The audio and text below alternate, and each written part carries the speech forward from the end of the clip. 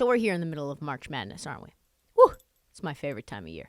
All eyes are going to be on that the next few weeks. Thankfully for the Nuggets, we're watching college games for the next 2 weeks, right? For NBA fans, we're going to get the opportunity to see some of these kids' lottery picks up close and personal.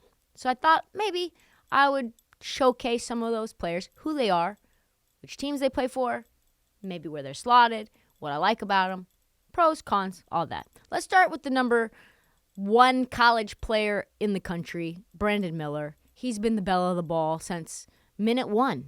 Plays from Alabama. He's a huge star, as we know. 6'9". He's been in the news a lot for some bad reasons. He's going to lately get some chances to show people how good he is at basketball. I think he had 42 the other night. Alabama's a number one seed in college basketball, so you're going to see him play 2 to 3 games minimum. What you're getting is a player who a lot of people compare to Paul George.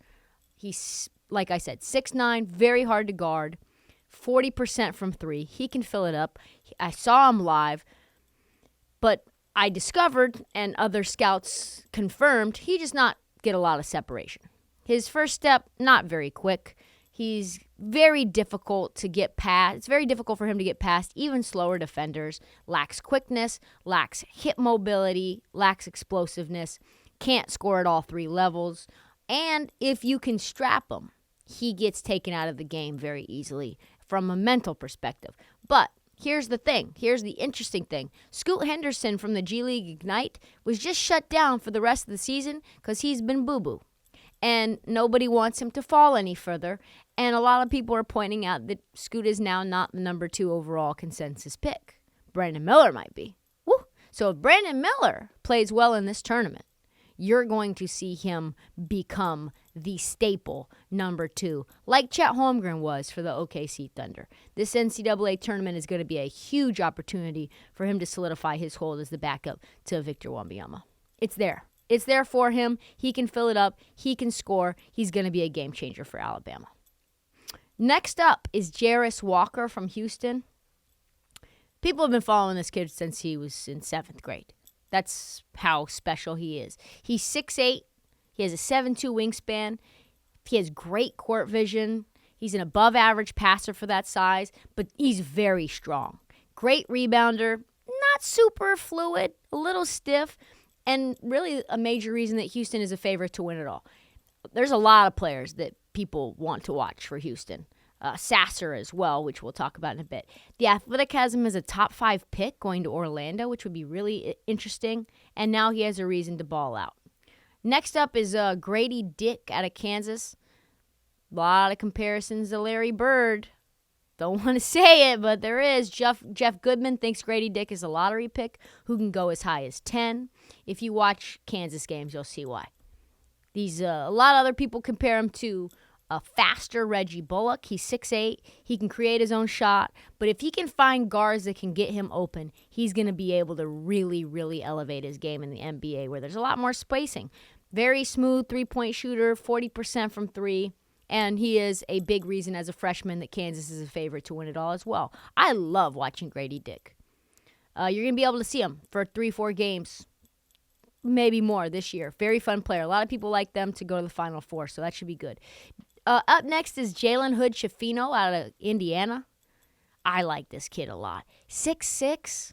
He's not going to get as much time to shine as others because Indiana could be bounced in the first round. Might be one and done by the end of the first weekend, but you got to peep him fast. He's not a super fluid scorer. He can shoot. He plays solid defense. Scouts love his size. Not a great free throw shooter, so scouts don't like that. He could rise as high as the mid-first round if he plays well or if Indiana goes far.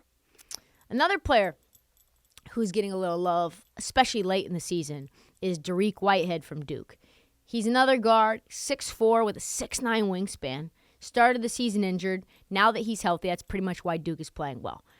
Shoots 40% from three as well. A little raw. Gets a lot of comparisons to Tyler Hero in terms of the way that he spaces the floor. Slippery enough to get his own shot off against tight defenses. Can come around screens, catch and shoot, and off the dribble. Gets a little lost in the shuffle because Duke is pretty loaded, especially out of a couple of 7-footers that are really good. But if he plays well in the tournament, he's going to raise his profile a ton. Up next is Jordan Hawkins from UConn, another guard, 6'5", projected to be drafted in the 20s. But listen, if UConn wins it all, which some people think that they're a sleeper, they've played well in the beginning of the year and played well at the end of the year, maybe he moves up the draft board then. I've seen as high as the mid-teens. Listen, this is all dependent on UConn moving to at least the Sweet 16 or the Elite 8 and him being a big part of that. Obviously, Sonogo, their center for UConn, is a big piece of that too. But some scouts say that he's stronger and faster than he appears. One of the best players in the nation this year. Let's just talk about all of Arkansas.